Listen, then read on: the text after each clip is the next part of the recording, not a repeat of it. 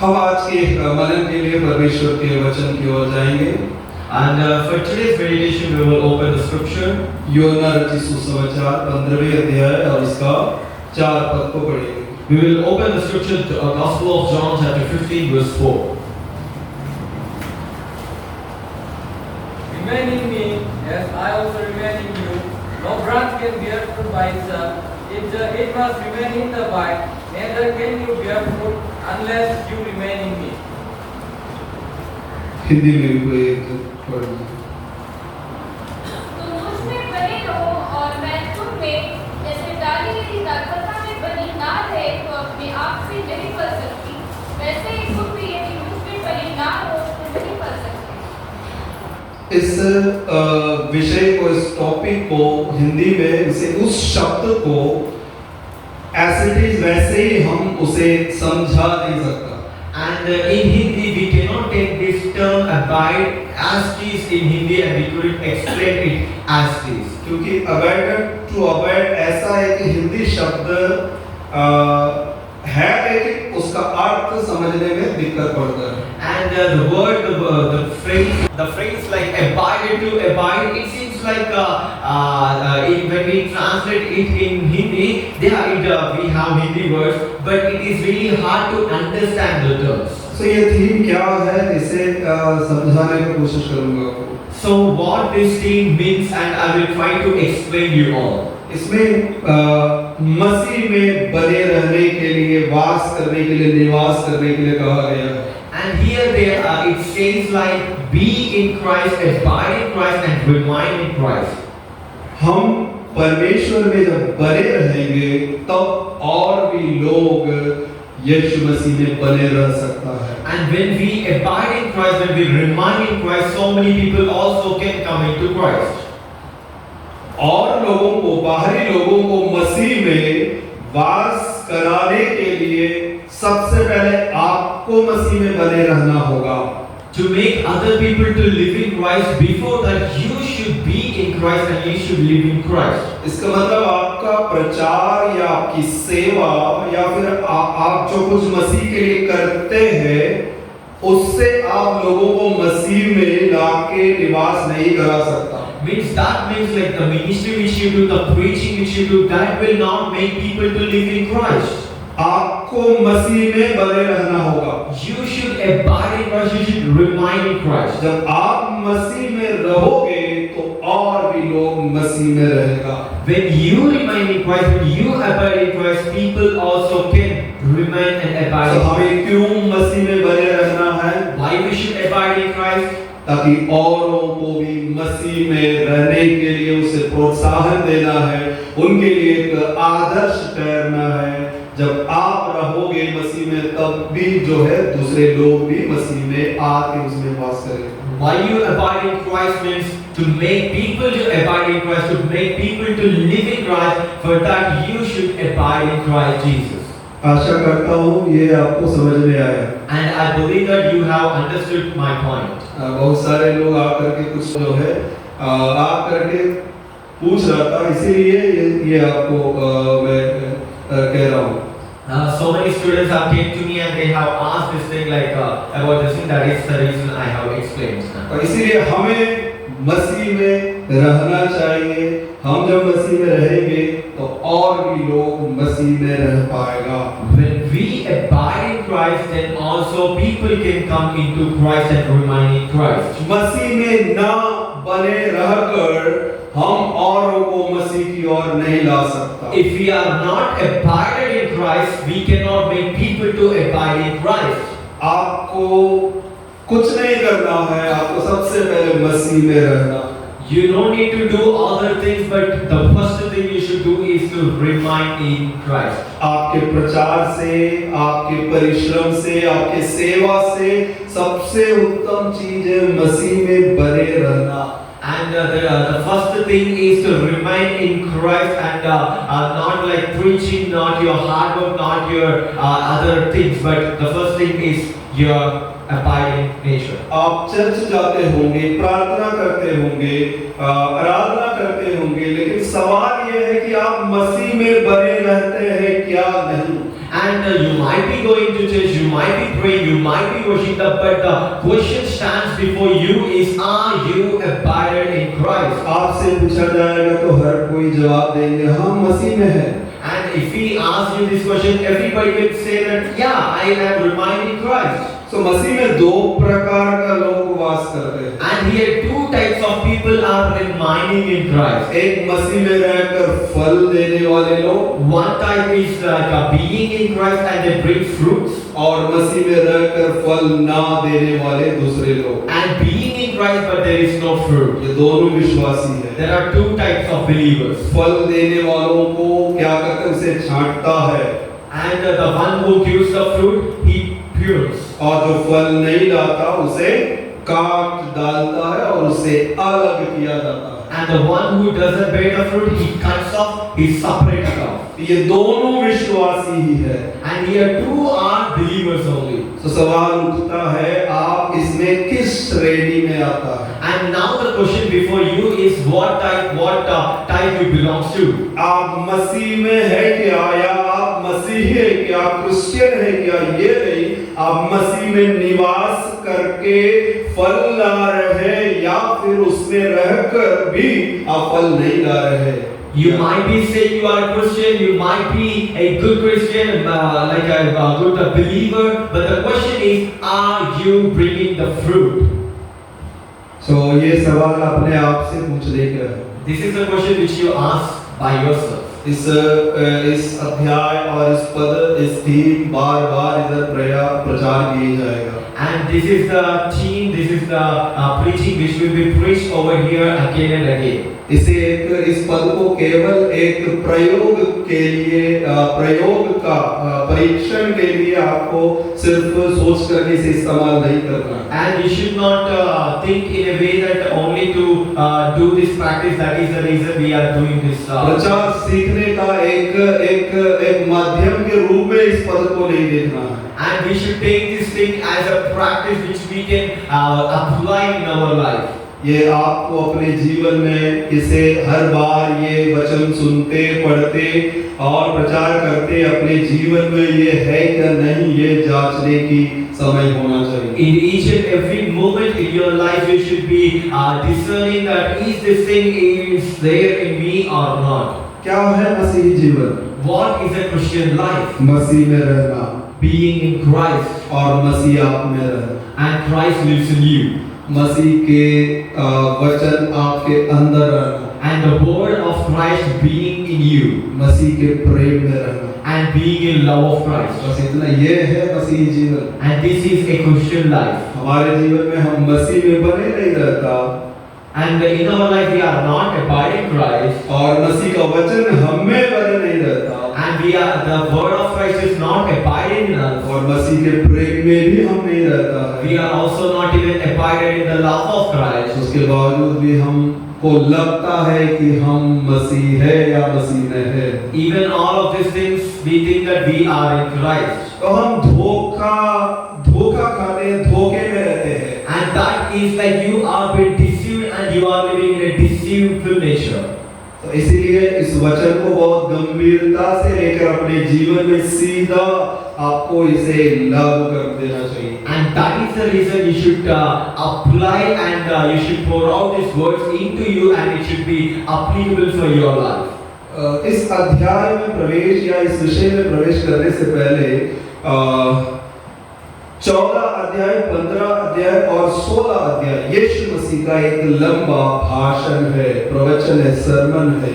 Before going into the sermon, before going into the theme, I want to say like the 14th chapter, 15th chapter, and 16th chapter is a big preaching from the Lord Jesus. इस वचन को या कोई भी वचन प्रचार करने से पहले उसका कॉन्टेक्स्ट क्या है, ये किस संदर्भ में ये बताया गया, इससे हमें जानना होगा। Before going into the preaching, before we preach, we should be seeing the context of the text, like what is the background of the text.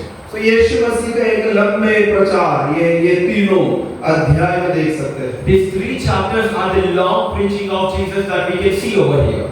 ऐसे पहले हम यीशु मसीह गलील में जब सेवा किया, And before when Jesus have ministered in the place of Galilee, उसने भीड़ को देख करके पहाड़ पर चढ़ गया And when he have seen the people, he have climbed the mountain. और लोगों से बातें करना शुरू कर दिया। And he began to speak to people. मत्ती रचित सुसमाचार 5, 6, 7 अध्यायों में 3 अध्याय में यीशु मसीह का एक लंबा एक टीचिंग या फिर एक भाषण को हम देखते हैं। Then we can see that in the chapter Matthew chapter 5, 6 and 7, it is the biggest preach sermon of Jesus. उसे हम लोग पहाड़ी उपदेश सर्मन ऑन माउंट हम कहते हैं। And we call it as the Sermon on Mount. उसी तरह से अगला एक लंबा एक टीचिंग है यीशु मसीह का यूहन्ना 14, 15 और 16। And after that there is also another preaching of Jesus which is long, and that is from the Gospel of John chapter 14, 15 and 16. और इसमें कुछ विशेष करके एक अंतर है, इसमें एक फर्क है ये दोनों टीचिंग में। वो क्या है कोई कह सकते हो? And especially in these two parts, like from the Matthew and from the John, there are two different things. Can anybody say those differences? कोई भी जल्दी बता सकते हैं? Can anybody say the differences between that and this scripture? Physical life and spiritual life. Okay, और कुछ?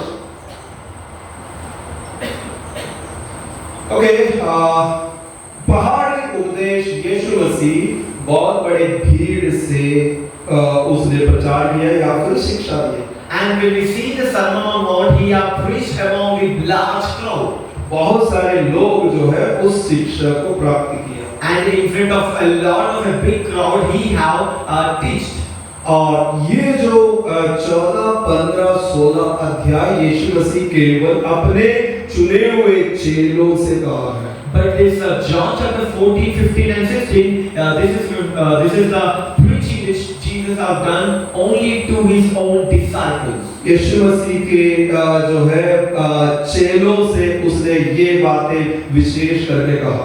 Especially Jesus have said these things only to the disciples. विशेष इसे कहा जाएगा तो ये जो शिक्षा है इसे देखा जाएगा ये एकदम यीशु मसीह का हार्ट से या उसके अंदर से निकला हुआ बातें हैं। When we see this thing, the words where the words over here came from the Jesus heart, and it's completely from the inside.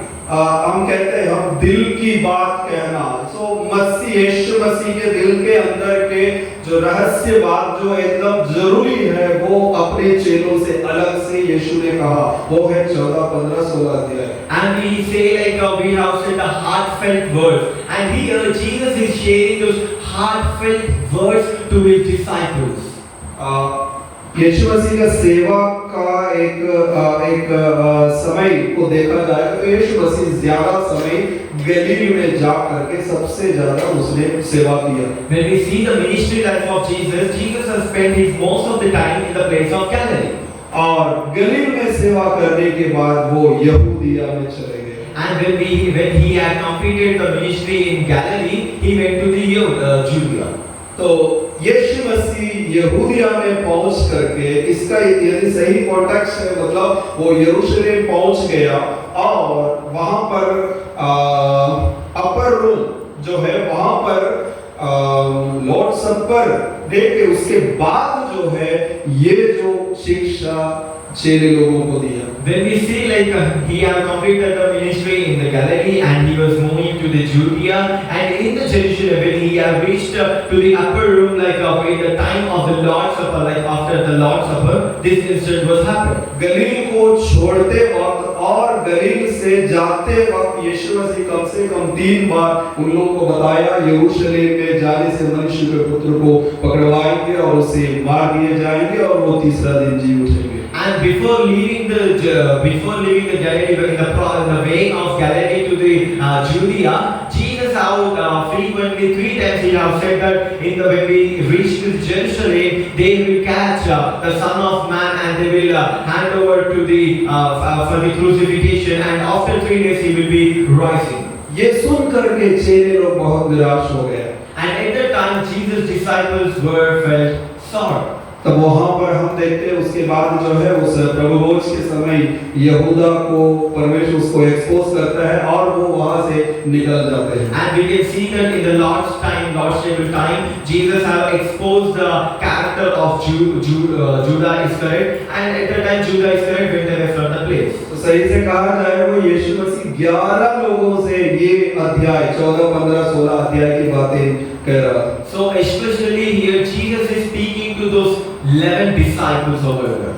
और वे लोग बहुत निराश हो गए, इसीलिए 14 अध्याय सबसे पहले उनको एनकरेज करने के लिए बोला तुम्हारा मन व्याकुल ना हो करके उनसे कहा। And they were completely sorrow and they were completely sad and they were completely kind of depressed. That is why Jesus is saying in the before verses that don't let your hearts be troubled. इसलिए यीशु मसीह उनको कुछ प्रतिज्ञाओं को दिया। 14 अध्याय में यीशु मसीह कम से कम 3 मुख्य प्रतिज्ञा प्रोमिसेस उनको दिया। And we can see that is the reason before the verse we can see that Jesus has given 3 promises to them. वो पहला प्रॉमिस आपको दूसरा पद में 14 अध्याय का दूसरा में देख सकते हैं। एक अनंत भवन के बारे में यीशु मसीह उनको प्रतिज्ञा दिया। And we can see that in the chapter 14 verse 2, then we can see that Jesus is saying them about the eternal life, eternal house. 16वें पद में अगला प्रतिज्ञा दिया, पवित्र आत्मा रूपी प्रतिज्ञा उनको दिया। And after that he has given the second promise is about the Holy Spirit. और 27वें पद में उनको बोला मैं मेरा शांति तुम्हें देता हूँ। सो उनको शांति दिया है। And after the third promise is about the peace, like Jesus said that you will be receiving the peace. तो 14 अध्याय को हम एक प्रॉमिस का चैप्टर बोल सकते हैं। And we can say this chapter 14 as a promise chapter. और उसके बाद 15वें अध्याय में आएगा तो ये 4 पद में हमने जो पढ़ा वहां पर क्या है कि मुझ में निवास करो, वास करो।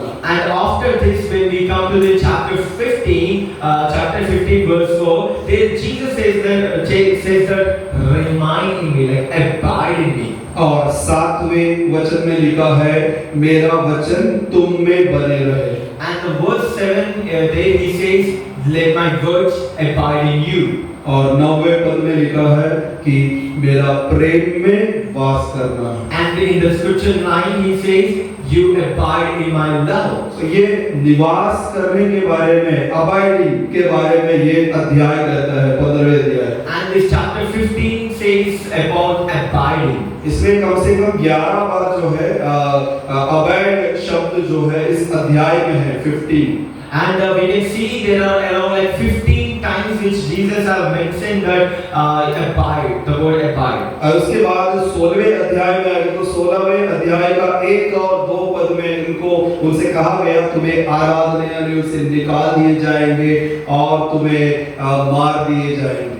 And in 16 in the verse 6 in the chapter 16 verse 1 and 2 they have said that you will be separated from the temple and you will be beaten. तुम्हें मार दिए जाएंगे करके उनसे कहा। And they have said Jesus has said that you will be beaten and persecuted. 16 का 33 में लिखा है कि तुम्हें इस संसार में क्लेश है, कष्ट है। And Jesus said that in this world you have persecution. तो ये सब आखिर इस अध्याय को 16वें अध्याय को कष्ट का अध्याय हम बोल सकते हैं। And we can say this chapter 16 as a persecuted chapter. हम लोगों को प्रोमिसेस बहुत पसंद है। And we people like promises a lot. और जिनके जीवन में प्रोमिस है, जो मसीह में रहते हैं, उनके जीवन में जरूर एक कष्ट होता है। And the people who have promise from God in their life, definitely there is persecution. आप मसीह का एक सच्चे शिष्य है, आप मसीह में बने रहते हैं या आपके पास परमेश्वर का प्रोमिसेस है तो आपके जीवन में निश्चय कष्ट आएगा। And in your life, if God is there, if God's presence is there, if you have the promise of God, I definitely say that there is some persecution in your life. आप यदि एक सेवक है, मसीही सेवा करने वाले हैं, ईमानदारी से मसीह का सेवा करने वाले हैं, तो आपको जरूर कष्टताओं का सामना करना ही पड़ेगा। And if you are a minister of God, if you do ministry in a faithful way, I say that you shall definitely have the persecution and the hard time in your life. हम लोग 14वें अध्याय को 15वें अध्याय को पढ़ते हैं, लेकिन 16वें अध्याय के बारे में ज्यादा बताते नहीं हैं। And we read more about chapter 14 and chapter 15, but we don't preach or we don't focus on chapter 16. हर एक प्रचारक लोग ये बोलता है कि मसीह के पास आपका सारा दुख समस्या दूर हो जाएगा। So many preachers say that come to Christ and all your problems will be leaving you. ऐसा मसीह कभी नहीं कहा। And never Christ said like this. यीशु बोला तुम्हें कष्ट होगा। And Jesus said that you will be persecuted. तुम्हें पकड़े जाओगे। And you will be caught. तुम्हें कोर्ट में कचहरी में लेके जाएगा। And the people will take you to court. और तुम्हें यदि एक कच्चे पेड़ से इस प्रकार यदि वे लोग व्यवहार किया तो सूखे पेड़ से कितना अधिक वो करेगा। And if people treat with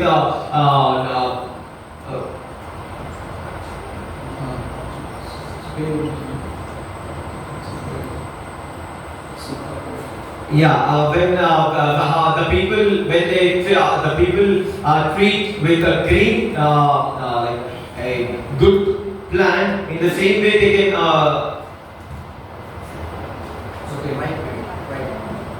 okay यदि वो जो अच्छे जो पेड़ है उसको काटना है तो सूखा पेड़ जल्दी जल जाए, उसको जल्दी नाश कर सकते हैं। And when we see the unripe tree, when they cut in the same way, we can see that the dry plant, the dry tree, they can cut it off and they can easily put it into the fire. Okay, so ये तीनों अध्याय आप पढ़ना है, जानना, इसलिए मैं इसके बारे में कुछ बातों को आपसे कहा है। And that is like you should be reading these 3 chapters. That is the reason I have explained this much. So हम एक 15 का एक पद पढ़िए। And can you read chapter 15 verse 1? सच्ची दाखलता मैं हूँ और मेरा पिता किसान है। यहाँ पर यीशु मसीह में वास करना, निवास करना, इसके बारे में कहने के लिए, वो बात समझाने के लिए एक उदाहरण, एक दृष्टांत वहाँ पर सामने लाया। Here Jesus, while Jesus was saying about abiding, Jesus want to say in an easy way, and he is using a metaphor of wine. He says that I am the true wine. यीशु मसीह एक दाखलता से जो है अपने आप को तुलना किया। And here Jesus is comparing himself with the wine. Jesus says that he is the wine. और ये कहा सच्ची दाखलता मैं हूँ। And he says I am the true wine. क्यों ऐसा सच्ची दाखलता क्यों कहा है? And why Jesus has said that he is the true wine? क्यों दाखलता के बारे में क्यों कहा यीशु मसीह? And why Jesus said about the wine over here? क्योंकि इजरायली लोग इस दाखलता को ये लोग पहले से अच्छे से सब उनके बीच में है और ये दाखलता से जुड़े हुए बातें पहले से सुनते आ रहे हैं। And when we see the word wine and the plant wine, it is in the midst of Israel, and they used to frequently hear about the wine. भविष्यवक्ताओं के द्वारा जब इजराइल को कई बार जो है एक दाखलता से, सारे इजरायली लोगों के एक दाखलता से जो है उनको उदाहरण के रूप में इजराइल को बताया। And through these so many prophets, they have spoken like about Israel as a wine.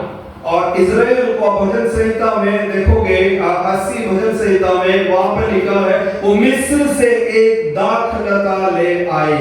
And in the Psalms we can see that from that place they have took the wine. और उसे अन्य जातियों से अलग करके एक ऊंचे पहाड़ एक जगह पर उसे लगाया। And he has separated from all the Gentiles and placed on the top of the mountain. और परमेश्वर एक दाखलता के रूप में इजरायली लोगों को चुन करके सबसे उत्तम जगह पर लगा लिया। God has chosen Israel as a wine, as a best and a precious wine, and he has separated from all the things and place in a perfect place. परमेश्वर की योजना यह था अब्राहम को चुन करके उनके जाति इजराइल के द्वारा भूमंडल के सारे कुल को आशीष देना था। And God's plan over here is to choose Abraham, and through the tribe, through the generation of Abraham, through the genealogy of Abraham, He want to bless all the entire world. लेकिन यशायाह नबी के पुस्तक को आप पढ़ के देखोगे, ये जो दाखलता है जहां पे लगाया था वो अच्छे फल को नहीं लाया बल्कि निकम्मे फल को वो लाया है। And when we read the book of Isaiah, there we can see that it says about like Israel, which is said about God's vine, it couldn't bear the good fruit, but instead of that, it became as a wild plant. So इस्राएल को परमेश्वर की योजना को वो पूरा नहीं कर रहा था, इसलिए उनको काट दिया गया। And here Israel is unable to bear the fruit and unable to fulfill the God's word, and that is the reason it is being cut off. वे क्यों अच्छे फल के बदले निकम्मे फल वो क्यों दिया? And instead of giving the good fruit, why they have given the bad fruit? उसका कारण है कि वो यहोवा में या यहोवा के व्यवस्था में वे लोग बने नहीं रहा। The reason behind it is they are not abided in Yahweh, they are not abided in the law of Yahweh. उनके लिए परमेश्वर सब कुछ किया, And for those people, God has done all the things. पर वे लोग परमेश्वर के लिए अच्छे फल नहीं दे पाए। But these people couldn't bear the good fruit from God. आप इसको यशायाह का पुस्तक 5वें अध्याय में अच्छे से इसे पढ़ सकते हैं, अभी नहीं पढ़ना है। And about these things you can read in the scripture of Isaiah chapter 5, not now, later you can read. Romeo में देखते हैं कि वे लोग फल नहीं दे रहा था, इसे स्वाभाविक डालियों को परमेश्वर ने काट डाला। And we can see in the Romans also, when they are unable to bear the fruit, God has cut this off. तो इस्राएली जो है एक दाखलता के रूप में वो सफल नहीं हुआ है, लेकिन यीशु कह रहे हैं मैं ऐसा दाखलता नहीं, मैं सच्ची दाखलता हूँ। And here Israel couldn't bear the fruit, and here Jesus is saying that I am not like other wine, but I am the true wine. इस्राएल एक दाखलता के रूप में जो फल देना था, परमेश्वर की इच्छा पूरा करना था, वो पूरा नहीं कर पाया। And here Israel should be bearing the fruit and it should be fulfilling the God's word, and it couldn't do those things. तो इस्राएल में अब्राहम के संतान के रूप में, दाऊद के संतान के रूप में, दाऊद के कुल से एक इशई के टूट में से एक डाली फूट निकला करके वचन में लिखा है। And the word says like from the genealogy, from the descendant of David, there is a vine came out. तो ये भी पुराना नियम में भी यीशु मसीह को जो है वहां पर भी एक दाखलता के बारे में वहां पर बताया गया। And even in the Old Testament, Jesus is considered and Jesus is compared as a wine. Dawood के कुल में से एक धर्मी अंगूर करके बताया है। And we can see that from the descendants of David, there will be a righteous wine. So यीशु मसीह एक ऐसा, यीशु कह रहे हैं कि यहूदी लोगों से कि मैं सच्ची दाखलता हूं, मुझ में बने रहो तो तुम जो है फल दे पाओगे। And here Jesus is saying that I am the true wine, and when you abide in me, you will be bearing the fruits. लेकिन मुझ में बने नहीं रहेगा तो तुम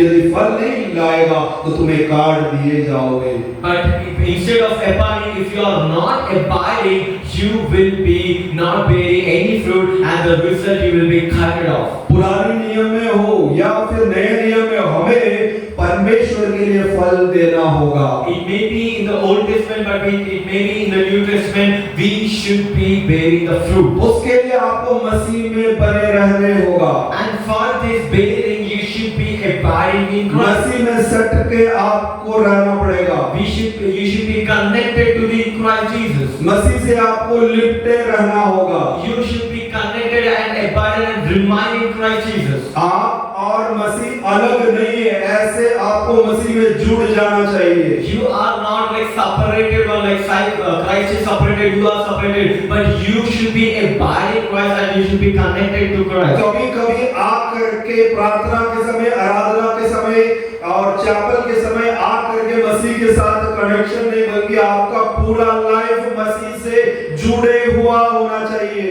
It should be not like this, like in the chapel time, in the prayer time, you are connecting and again you are leaving, but you should be always, you should be remaining in Christ. हम लोग chapel में मसीह के साथ बहुत connection में रहता है। And in the chapel, we people used to connect a lot with Christ Jesus. उसके बाद जब डॉर्मेट्री में जाने से And after when we go back to the dormitory, connection cut गया connection cut off. और फिर हम दुनिया में जल्दी जल्दी जाके जुड़ जाते हैं। And we used to connect so much into the world. फिर जब घंटी बजेगा And when the bell rings, तब याद आएगा, and then we remember. फिर आकर के हम लोग जुड़ जाते हैं। Again, we used to come and again we used to connect in Christ Jesus. आपको हर समय ये ज्ञात होना चाहिए कि मैं मसीह में हूँ। Each and every moment in your life, you should remember that you are in Christ. मसीह से अलग होकर एक वक्त हमारे लाइफ में नहीं है। And there is not a separated time which we should only spend with Jesus. तो ऐसे आपको मसीह में बने रहना होगा। And in the same way, you should be connected every time with जब Jesus. हम प्रभु को ग्रहण किया And when we received Christ तो Jesus, हम लोग मसीह में आ गया। we already have entered into Christ. In Christ, मसीह में, In Christ, like into Christ, मसीह के अंदर in Jesus. हम लोग सही में कहाँ है? And सही में हम लोग कहाँ है? in reality, where we are. आत्मिक रूप से हम कहाँ है? In spiritually, where we are. कहाँ है आप? Where we are, where you are. दुनिया में है? Are you in the world? Physically आप यहाँ पर है। In a physical way, you are presented over here. यदि सचमुच आप मन फिरा करके आपके आत्मा उद्धार पाया है तो आप मसीह के अंदर होगा। And if you have a true repentance in your heart, then you are truly abiding in Christ. मैं कलीसिया जाता हूँ, बपतिस्मा लिया हूँ, तो आप केवल कलीसिया में रहेगा, मसीह में आप नहीं रहेगा। And you go to church, you have to baptism, and if you are in that way, then you are abiding in church, not in Christ. कुलुसियों की पत्रिका निकाली है। And open the book of Colossians. उसे passage वहाँ पर दिया गया, बहुत ही खूबसूरत एक वचन है। कुलुसियों चैप्टर 3, Colossians chapter 3. उससे 1 से लेकर पढ़िए।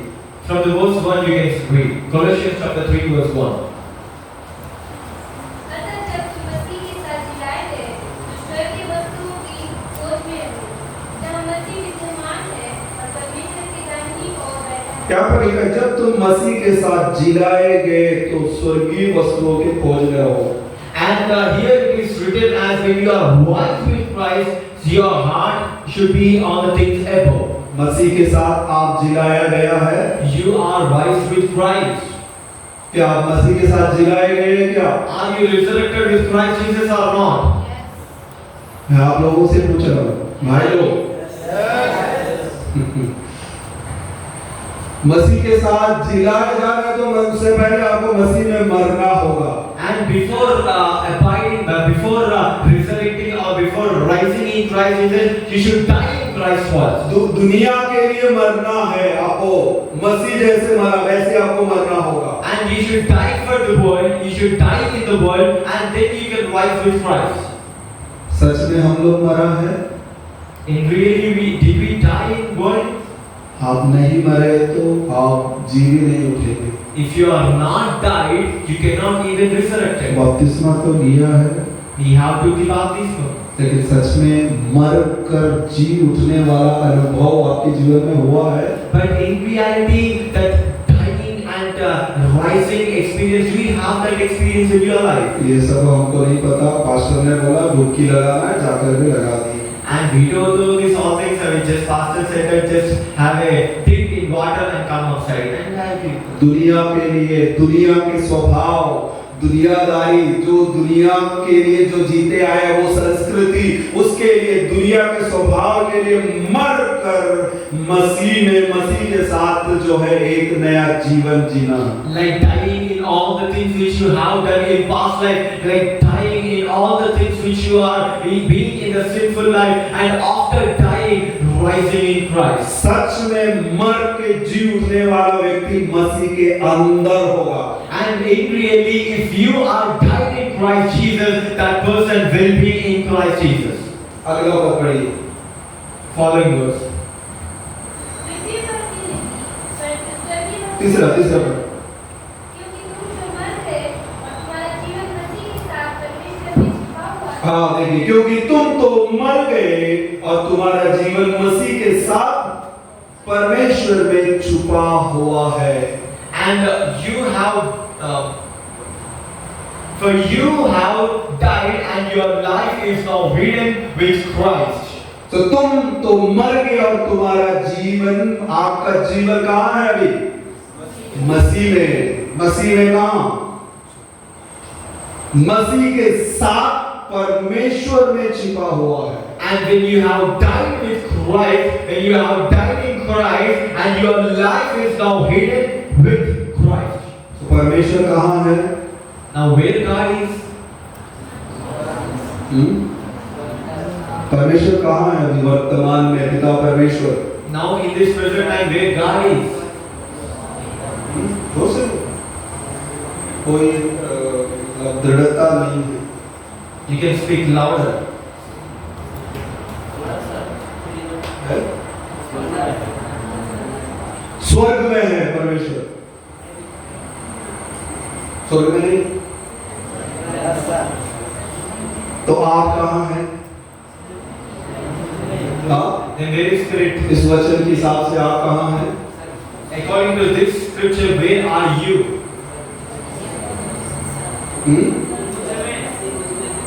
तो आप भी स्वर्ग में हो। Then you are also in heaven. आपका आत्मा या आपका आत्मिक जो स्वभाव या आत्मिक जीवन जो है मसीह में है, मसीह के साथ परमेश्वर में, मतलब आप यहाँ पर भी है और आप स्वर्ग में भी है। So when you are in Christ, you are here and also you are heaven. ये सोच करके इस दुनिया का जिंदगी आपको जीना है। And with this understanding, you should be living आप in इस this world. दुनिया का नहीं है। You are not belongs to this world. दुनिया से आपको निकाल दिया है। You are being separated from this world. अंधकार से आपको अद्भुत ज्योति में बुलाया है। You are being called from the darkness to the light. पुत्र के राज्य में आपको रख दिया है। You are being kept in a hidden world. और जब पुत्र प्रकट होगा तो तुम भी उसके साथ प्रकट किए जाओगे। And when the sun is arrived, you will also be raised. तो मसीह में जो आज रहने वाला ही मसीह के साथ प्रकट हो जाएगा। And today, the people who are living in Christ, those people only can be raised when Christ comes. 4 पद पढ़िए। Please read verse 4. जब मसीह जो हमारा जीवन है प्रकट होगा, तब तुम भी उसके साथ महिमा सहित प्रकट किए जाओगे। तो तुम भी उसके साथ महिमा सहित प्रकट किए जाओगे। Then you will also appear with him in glory. सो हमें ऐसा मसीह में जो है, मसीह से अलग होकर एक जिंदगी हमारा है नहीं। So here our life is not separated or far away from our Christ Jesus. दुनिया के लोगों के जैसे हम सोच नहीं सकता। We cannot think like worldly people. हम सोचेंगे स्वर्गीय वस्तुओं की खोज में रहेंगे। But we are searching the higher things and the above things. हम सुबह से उठ करके जो है दिनचर्या में हम दुनिया के लोगों के जैसे नहीं रहेगा। क्या खाओगे, क्या पीओगे, क्या पहनोगे। But we are not like the worldly people when we rise, when we wake up, we don't think like what we eat, what we drink and what we wear.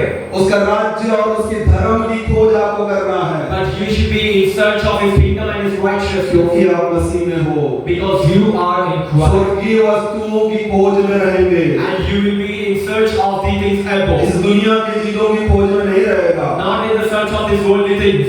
सो आपको आपका लाइफ देख करके आज आकलन करना है, आप दुनिया में रहते हैं या मसीह में रहते हैं। And with this all things you should be discerning that you are in the world or you are in Christ. मसीह में रहने वाले के लाइफ दुनिया का नहीं रहेगा, दुनिया से हट के होगा या दुनिया से परे होगा। And when you are in Christ, then you are not in the world, but you are separated from this world. So हमें इस दुनिया में हम रहते हैं, When you are living in this world, लेकिन हम दुनिया के नहीं है। but we are not of this world. ये सब शिक्षा के बाद, ये 3 अध्याय शिक्षा देने के बाद अगला एक अध्याय 17 अध्याय।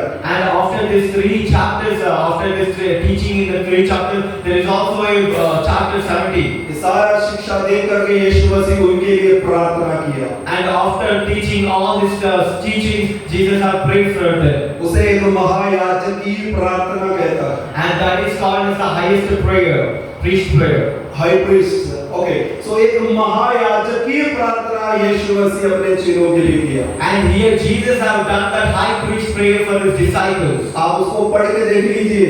सो यीशु मसीह आने वाले समय के कष्ट से, दुनिया के कष्ट से उनको बचाने के लिए परमेश्वर से विनती किया। And here we can see that to help those all people, Jesus have prayed for them. और उनसे कहा, पिता तुमने इसे संसार से निकाला है, And said that God, you have separated these disciples for your kingdom. और ये संसार का नहीं है, And these are not belongs to this world. और ये संसार पर विजयी होना है। And these people should be getting the victorious on this world. सो परमेश्वर हमें से हरेक को यहाँ आए हुए हरेक को इसलिए चुना है, संसार से निकाल कर इस जगह पर इसीलिए लाया है ताकि आप संसार पर विजय प्राप्त करें। And God has separated you all. God has called you all people over here. The reason behind it is to make you victorious on this world. दुनिया के तौर तरीके संस्कृति में रहने के लिए हमें नहीं बुलाया। God has not called on to settle onto the words of this world. हमें इसीलिए मसीह में बने रहना होगा। We should be abiding in Christ, तो हम फल दे पाएंगे। so that we will be fruitful. यदि आप फल नहीं दे पाएगा, If you are not being fruitful, तो आपको काट दिए जाओगे। you will be cut off. हमें इस संसार में रहकर You should by living in this world. और हमें जो है मसीह के लिए फल देते रहना है। We should be bringing the fruits for Christ. आत्मिक फलों को देना है। We should be bearing the fruit, spirit fruits. आपके स्वभाव में वो फल दिखाई देना चाहिए। And through your behavior, people should see that fruits of the spirit. मसीह की सारी शिक्षा उसके वैल्यू को समझ करके वो हमारे अंदर से निकलना चाहिए। While applying all the teachings of Jesus, those fruits should be coming out of from us. हमारे बातों में, हमारे व्यवहार में जो है संसारिक तरीका नहीं बल्कि आत्मिक मसीह का स्वभाव हमें दिखाई देना चाहिए। And through our teaching or through our words, through our behavior, people should not see our worldly nature, but people should see the fruits of the Spirit. तुम मेरे प्रेम में बने रहोगे। When you abide in my life, मसीह का प्रेम में बने रहना चाहिए। we should be abiding in love of Christ, संसार का प्रेम नहीं, not in the love of world. मसीह का वचन तुम में रहना चाहिए। And God's love should be abiding in you. दुनिया भर की बातें आपके अंदर नहीं रहना है। You should be abiding in the word of God, but not in the word of world. वचन आपके अंदर रहना है। And word should be in you. तब जो है आप इस दुनिया से अलग रहेगा। Then you will be separated from this और world. जब मसीह में आप रहोगे, When you are in Christ, तो आपका लाइफ दूसरों के लिए एक फलदायक होगा। and then your life will be fruitful for other आपके people. पास आने वाले निराश नहीं होगा। And the people come to you, they will not be in sorrow. वो आपके पास आकर के आपसे तृप्त हो जाएंगे फल को खाकर। When they come to you, they will be satisfied by having your fruit. फल नहीं तो आपको रिजेक्ट किया जाएगा, फेंक दिया जाएगा। If you are not being fruitful, you will be rejected and you will be thrown out. आपके पास बाइबल कॉलेज में पढ़ के ज्ञान में सर्टिफिकेट है, प्रचार करते ये नहीं, आपके अंदर इनर वैल्यूज आपके अंदर होना चाहिए। And you have done the Bible college, you have done your BTH, you have done you have got your certificate and you're preaching. These things doesn't matter, but the thing matter is, are you bearing the fruit or not? इसलिए मसीह में बने रहिए और एक फलदायक एक जिंदगी जीना है। For this reason, abiding in Christ Jesus and be a fruitful life. यहाँ रहते आपके जीवन में ये फल दिखाई देना चाहिए। And being over here, living over here, the fruit should be revealed and appeared in your life. हम अपने आंखों को बंद करें और प्रार्थना करें। Let's all of us close our eyes. Let's pray. सुने हुए वचन के आधार पर अपने जीवन से अपने आप से सवाल कीजिए। And while hearing this word, according to this word of God, let's ask some questions according to you. क्या सच में मैं मसीह में बने रहता है क्या? That I'm really or truly abiding in Christ Jesus or not. So मसीह कह रहे हैं कि मसीह के वचन इसको ध्यान से पढ़ोगे तो आपको मालूम होगा मसीह में रहना मतलब कंटिन्यू जो है abide in me ऐसा लिखा गया है। And here the word abiding in means it is not like ongoing, but it's not like outgoing, but it is continuing and remaining forever. आपको हर दिन मसीह में अपने आप को बना के रखना है, मसीह से अलग नहीं हो से उसी में हमेशा चलते रहना है, मसीह में जीना है आपको। And each and every moment in your life you should be walking according to the Christ and be according to the Christ. प्रभु से कहिए प्रभु ये दुनिया अब मुझ पर भारी पड़ रहा है। And they say to God that God this world is being heavy for me. दुनिया की अभिलाषाएं मुझ पर भारी पड़ रहा है। And these worldly temptations are being heavy for me. दुनिया के जो आकर्षण है उससे मैं बाहर नहीं निकल पा रहा हूँ। God, I couldn't be coming out of from all these attractions of this world. आज प्रभु आपसे कहता है बेटा और बेटी मुझ में बने रहो। And today God is saying to you that my dear son, my dear daughter, abide in me. मेरे पास रहो, मुझसे जुड़े रहो। Abide in me and be connected in me. इस दुनिया आप पर हावी नहीं होगा। And this world cannot rule upon you. इस दुनिया को मैं हरा दिया हूँ। And I have victoried, I have won this world. इस दुनिया के पाप को मैंने सजा दिया हूँ। And also I have given punishment to this world. इस दुनिया का ईश्वर का सिर को मैं कुचल दिया हूँ। And I have destroyed the ruler of this world. मैं तुम्हारे लिए दाम चुकाया हूँ। And I have paid for you. मैं तुम्हारे लिए उस विक्ट्री को हासिल किया हूँ। And for you I have received the authority. तुम्हें बस मेरे साथ रहना है। And you should just abide in me. क्योंकि मेरा लहू का मोल हो तुम। And because you are precious in the blood of तुम्हें God. दुनिया से खरीद करके लहू से खरीद कर मैं अपना बनाया हूँ। Because I have bought you from this world, I have bought you with a precious blood. तो आज निर्णय लीजिए मैं प्रभु मसीह का बन के रहूंगा। So today take a decision that I will be abided in Christ. मैं मसीह से अलग नहीं रहूंगा। I will not be separated from. प्रार्थना कीजिए अपने मुंह खोल के प्रभु मुझे सहायता कीजिए। Pray that God will help me to abide in you. प्रभु का वचन मेरे अंदर प्रवेश करने पाए। Let the word of Christ shall be coming into me. प्रभु का वचन से मेरा हृदय छिदने पाए। Let the word of Christ shall be winning my soul. और प्रभु मैं आप में बने रहना चाहता हूँ। God, I want to abide in you. धन्यवाद यीशु। Thank you, Jesus, आज के सुंदर समय के लिए for this beautiful time. इस वचन हरेक के अंदर प्रवेश करने पाए। And this word shall be into all these people.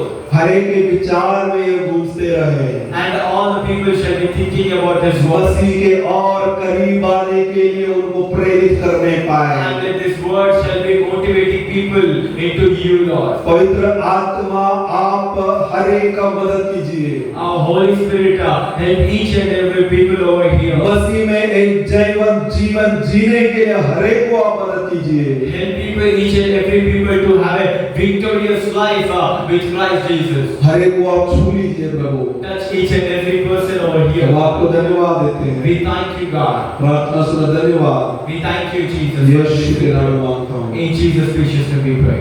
आमीन। Amen.